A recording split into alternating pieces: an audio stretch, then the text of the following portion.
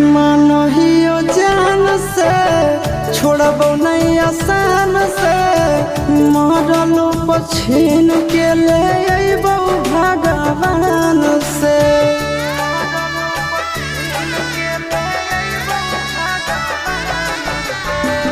मानहियो जान से छोड़बो नहीं आसान से मरलो पछीन के ले अइबो भगवान से।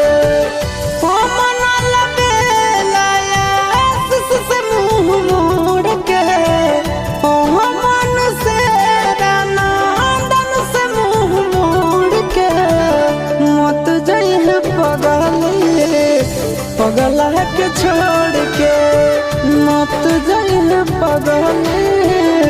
पगला के छोड़ के।